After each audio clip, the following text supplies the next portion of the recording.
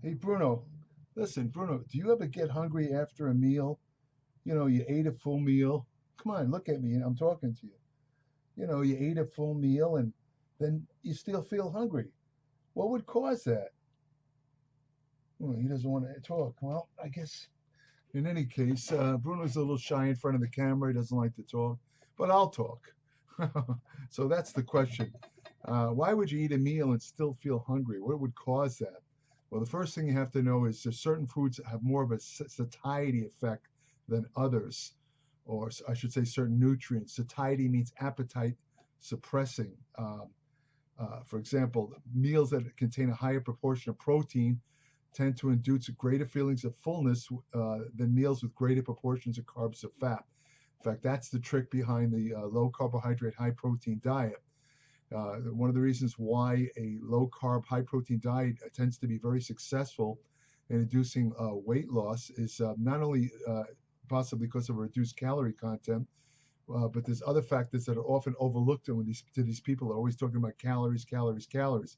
In other words, they say, well, no, every diet works because it involves reduction of calories. Well, there's other things besides that that you have to consider, like, for example, appetite control and the low protein, I'm sorry, the high protein, low carb diet, the high protein aspect of it tends to lower appetite, and the low carbohydrate stimulates the production of ketones, which are intermediate byproducts of fat oxidation that can be used as an energy source in muscle and brain, and also lower appetite. So the key reasons why the low carb, high fat diet works is actually because of more the high protein aspect helps maintain lean mass, muscle tissue, and also has an acute effect on appetite. And that explains why, in my many years of bodybuilding, I tried every diet known to mankind. The only diet that I was ever able to use and successfully lose large amounts or significant amounts of body fat were low carb, higher. Well, I didn't really have a high fat diet. I actually used a moderate fat diet. I didn't go crazy on the fat. And I didn't really follow, I only followed a ketogenic diet for the first maybe 6 weeks. Ketogenic diet meaning 20 grams of carbohydrates or less. That was the kind of condition my body to getting used to using fat as a fuel, because normally your body depends on glucose or sugar. It takes a while to shift over to using fat. It takes a couple of weeks. That's why a lot of the low studies that have studied low carb diets and found them to be either inferior or no better than low fat diets, high carb diets. The reason is because they didn't stay long enough on the low carb. The low carb diet requires again several weeks before it begins kicking in, especially the ketogenic diet. Anyway, the eating a meal high in protein tends to induce greater feelings of fullness. So if your meal is lacking protein, you're going to tend to feel hungrier after the meal, uh, even when the calorie counts are similar. In other words, if you have a meal that's, let's say, low fat, high carbs, and has the same amount of calories as a high protein meal, you're going to be much hungrier after the high carb, low fat meal. This is what I myself experienced. I was voraciously hungry on low fat, high carb diets. A 2005 study published in the American Journal of Clinical Nutrition found that an increase in dietary protein for 15 to 30% of energy at a constant carbohydrate intake produced a sustained decrease in caloric intake that may be mediated by increased central nervous system leptin sensitivity. I'll get into leptin a little bit later in this video, and results in significant weight loss. This anorexic means appetite reducing. This anorexic effect of protein may contribute to the weight loss produced by low carbohydrate diets, as I said just now. In a 2011 study of overweight men, the high protein group experienced lower late night desire to eat and less preoccupation with thoughts of food. Again, high protein diet makes you like think about food less often, which tends to make you eat less. Numerous studies have also shown another reason why higher protein meals help to depress appetite is because higher protein meals are better at stimulating certain what they call gut peptides, which are small protein kind of hormones that are secreted in response to food. And some of them, such as glucagon-like peptide 1 and cholecystokinin, which is stimulated by fat intake and protein, and peptide YY, these things in part also impart a feeling of fullness, and they tend to decrease the appetite, and all of them are stimulated by a higher protein intake. Now, another way to feel full after a meal, which would also tend to decrease, make you less hungry, is to make sure that your meal includes some dietary fiber, because dietary fiber also promotes the release of the same appetite-suppressing hormones, such as glucagon-like peptide 1 and peptide YY, and the fiber itself kind of has a filling effect, and it kind of makes you, it kind of pushes your stomach, it stretches it, it stimulates these structures in the stomach called stretch receptors. And stretch receptors play a key role in promoting feelings of fullness during and immediately after a meal. The stretch receptors detect how much your stomach expands during a meal, and it sends signals directly to your brain to induce feelings of fullness and reduce your appetite. These stretch receptors don't rely on the nutritional composition of food. Instead, they rely on the total volume. In other words, the stretch receptors don't work by the proportion of protein, fat, carbohydrate. Rather, it depends on how much food you eat. The more food you eat, the more you stimulate these stretch receptors, which again relay a neurosensory signal to the brain, and the brain responds by reducing the appetite because it thinks you're getting enough food, so you won't be hungry. The only problem with the stretch receptors is that they kind of are stimulated during a meal and right after a meal, but the effect wears off. Like within an hour after a meal, the stretch receptors have no effect. So it only works during a meal. So what this means in a practical terms is you probably want to eat it if you tend to get hungry after a meal, increase the volume of food you eat in a particular meal, because you'll stimulate the stretch receptors and you won't feel as hungry. That's the bottom line. Now I mentioned this stuff called leptin, which is a protein. It's secreted by the adipocytes or fat cells. What it does is it sends signals it travels to the brain, where it kind of initiates a signal that tells the brain that your fat cells are full of fat. Therefore, by doing that, the brain sends out other signals which reduce the appetite. So you could say the bottom line is leptin tends to reduce appetite. It also signals feelings of fullness after a meal. It's another protein that, again, goes to the brain and makes you tells the brain that you're full, which also reduces the appetite. And so, the strange thing about leptin is that when it was discovered, I think in 1997, they injected it into fat rats, and it caused the rats to lose all of their body fat. So all the popular media came out with these articles saying that leptin was the ultimate cure for obesity. In other words, the thought was all you had to do was inject it in people that had too much fat, and the fat would just disappear.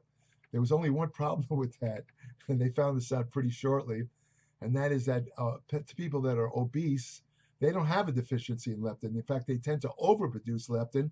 The reason being that the leptin signal to the brain doesn't get through for reasons that aren't really fully understood. The body the body will secrete a lot of leptin, but it's the signal's not being received in the brain.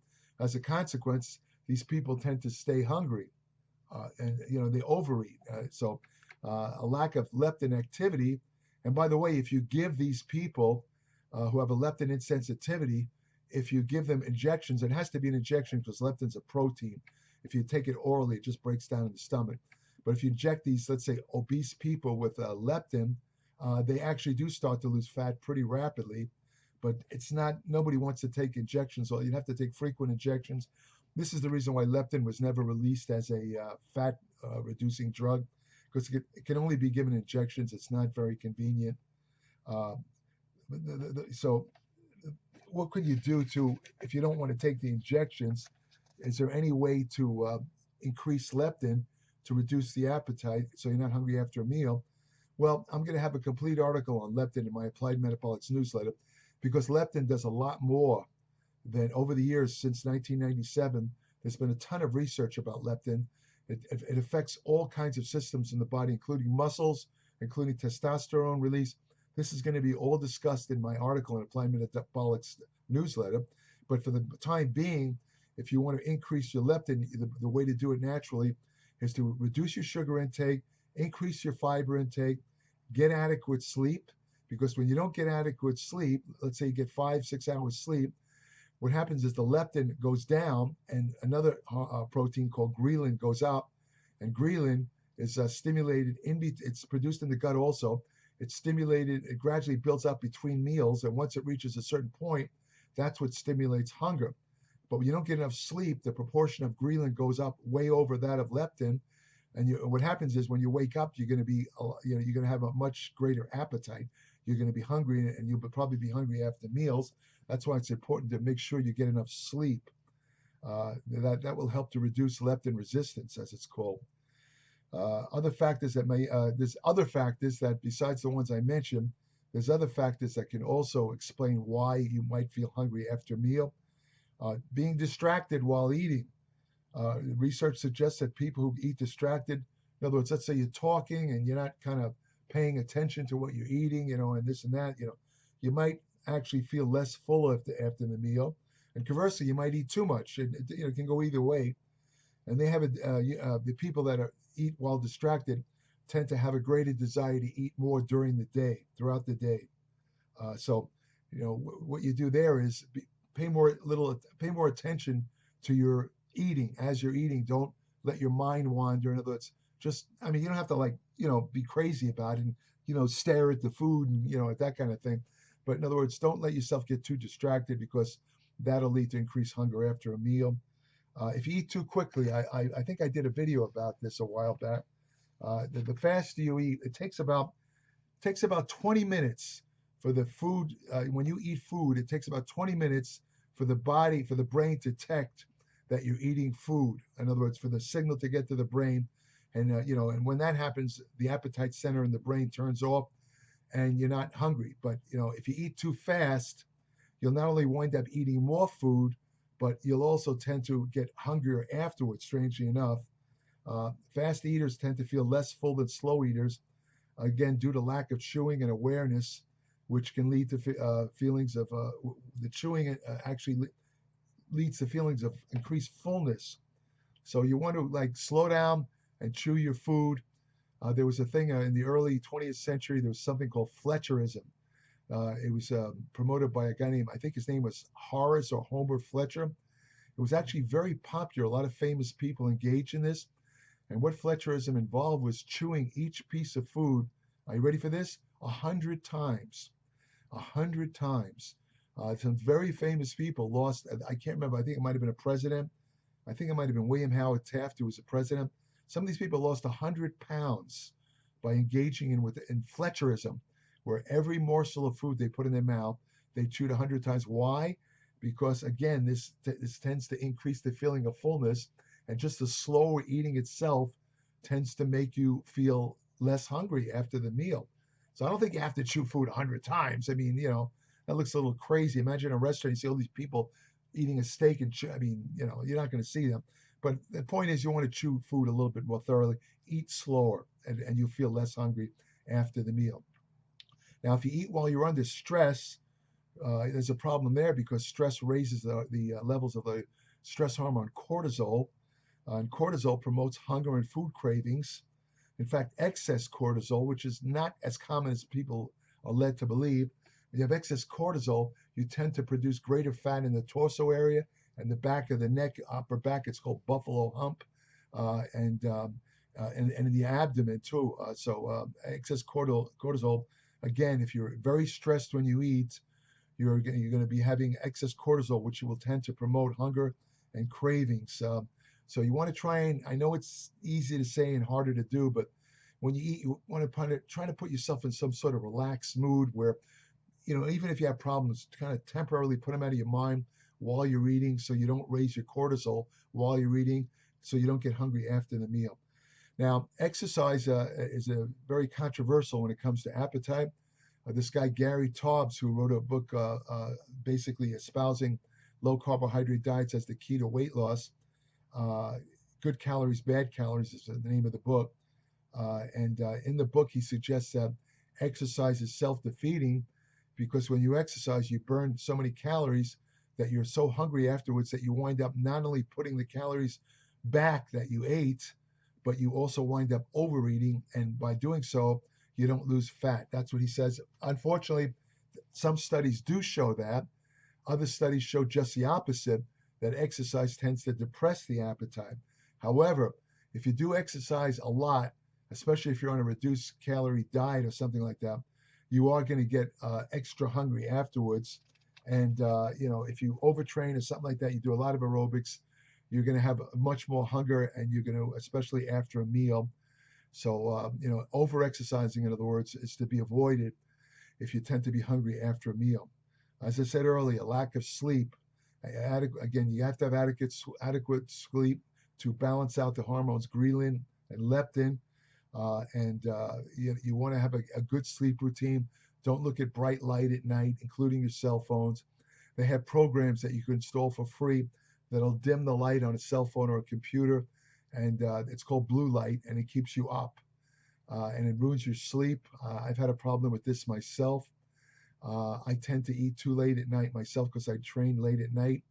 My workouts are usually 10:30 at night, and as a result, because of that and the asthma drugs I have to use to control asthma, I have a pretty bad case of insomnia, and I do control it by using natural herbs. I talked about it in a previous video.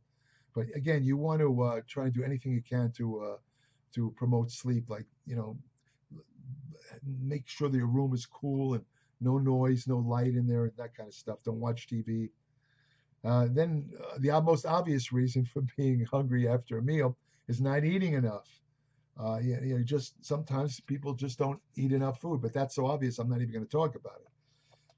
If you have high blood sugar and insulin resistance, like for example, if you're pre-diabetic, that will also tend to increase your hunger levels after a meal. However, I am insulin resistant myself. I'm pre-diabetic, and quite frankly, maybe it's because of all the nutritional supplements I use. I don't notice that. When I eat, I'm not really hungry after a meal for a couple hours, like anyone else. Of course, eventually I get hungry, but I wouldn't say that I'm excessively hungry, even though I am insulin resistant. One thing to note, however, is that when you eat food, particularly carbohydrate and protein, the amino acids will stimulate insulin, and a little known effect of insulin is that it does depress the appetite.